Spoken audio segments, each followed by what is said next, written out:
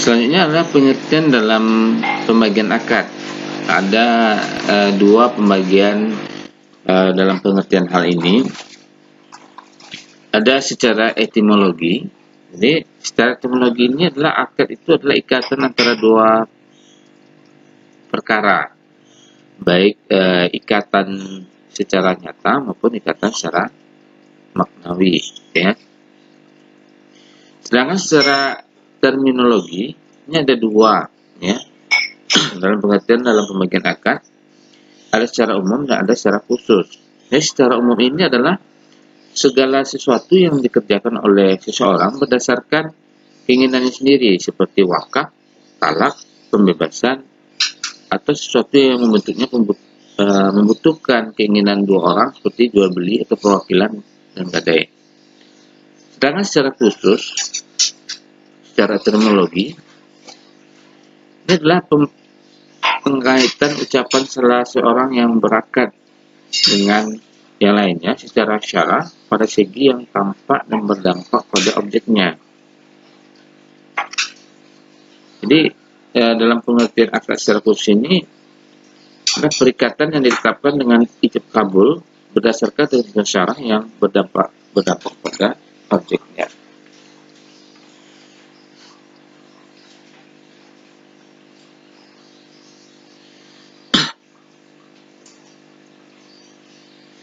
Ya, Asbi Siddiqi mengutip definisi yang dikemukakan oleh Al-Shanpuri, ya, bahwa akad itu adalah perikatan ijab kabul yang dibenarkan syara yang menetapkan kerelaan kedua belah pihak.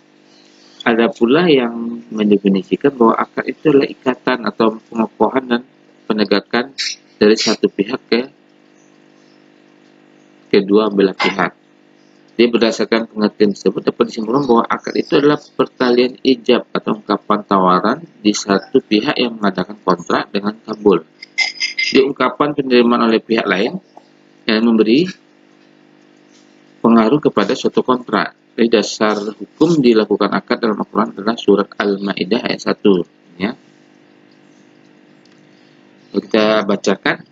Ya ayyuhallazina amanu awfu bil uqud uhillat lakum bayyamatul an'ami illa ma yusla alaikum khairu muhillis saydi wa antum hurum innallaha yahkumu ma yurid. Jadi dapat kita artikan bahwa hai orang-orang yang beriman, penuhilah akad-akad itu, ya. Dihalalkan bagimu binatang ternak kecuali yang akan dibacakan kepadamu, atau yang demikian itu dengan tidak menghalalkan berburu ketika kamu sedang mengerjakan haji. Jadi sungguhnya Allah menetapkan hukum-hukum menurut yang dikehendakinya.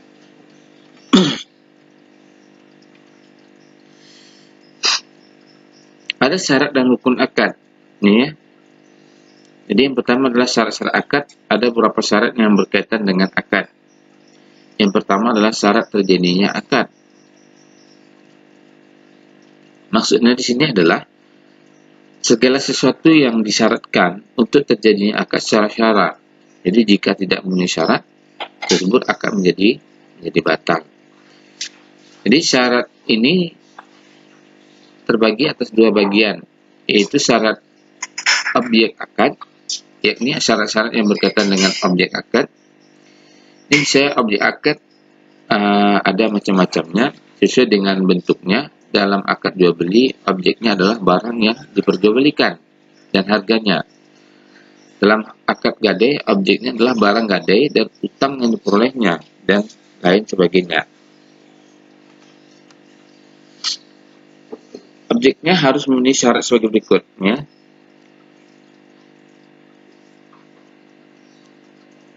Yang pertama adalah telah ada waktu akad diadakan. Di barang yang belum wujud tidak dapat menjadi objek akad menurut pendapat kebanyakan fuqaha, sebab hukum dan akibat akad tidak mungkin bergantung pada sesuatu yang belum berwujud, ya.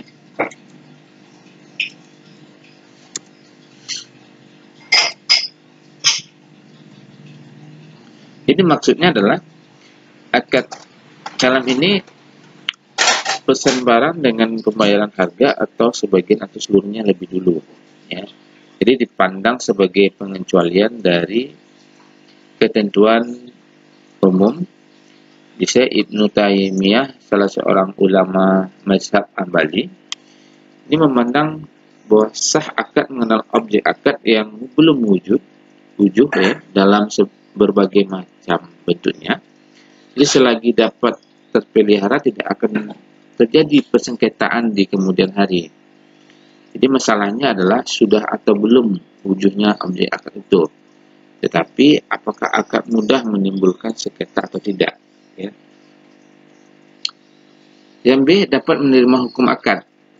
Para fuqaha ini sepakat bahwa sesuatu yang tidak dapat menerima hukum akad tidak dapat menjadi objek akad. Ini maksudnya dalam hal jual misalnya. Ini barang yang diperjualbelikan harus merupakan benda bernilai bagi pihak-pihak yang mengadakan akad jual beli.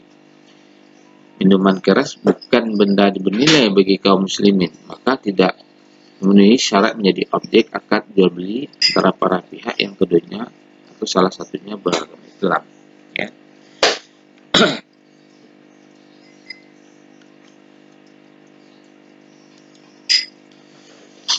Yang C, dapat diketahui dan diketahui. Jadi objek akad harus dapat ditentukan dan diketahui oleh dua belah pihak yang melakukan akad. Di ketentuan ini tidak meski semua satuan yang akan menjadi objek akad, tetapi dengan sebagian saja atau ditentukan sesuai dengan urfi yang berlaku dalam masyarakat tertentu yang tidak bertentangan dengan ketentuan agama. Yang dia dapat diserahkan pada waktu akad terjadi. Ya. Jadi yang dimaksud di sini adalah bahwa objek akad tidak harus dapat diserahkan seketika, akan tetapi menunjukkan bahwa objek tersebut benar-benar ada dalam kekuasaan yang sah pihak yang bersangkutan. Ya.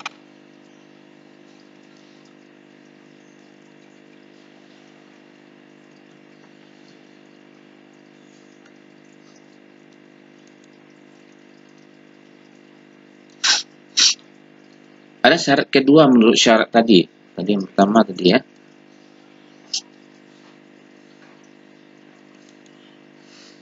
Yang pertama adalah syarat terjadinya akad.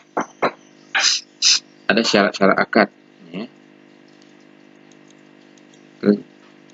Selanjutnya adalah syarat subjek akad. Jadi objek akad ini sekarang syarat subjek akad. Ya, ini syarat-syarat yang berkaitan dengan subjek akad. Di dalam hal ini subjek akad harus sudah akhil atau berakal, tamyiz dapat membedakan, mukhtar bebas dari paksaan.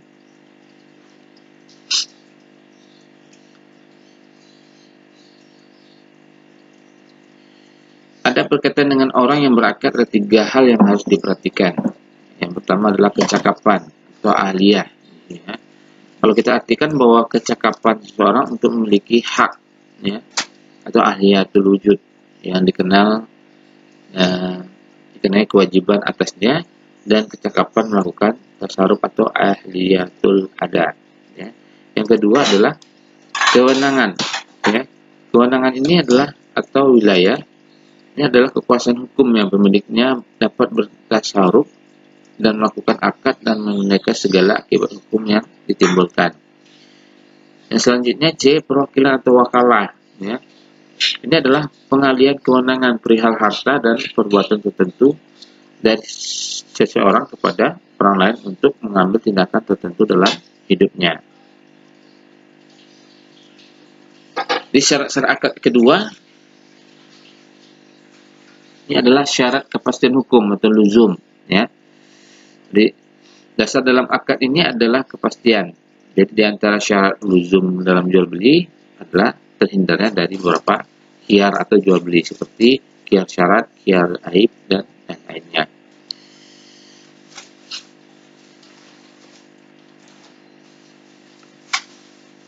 Ada rukun-rukun akad. Di sini ada A, orang yang berakad atau akid, ya.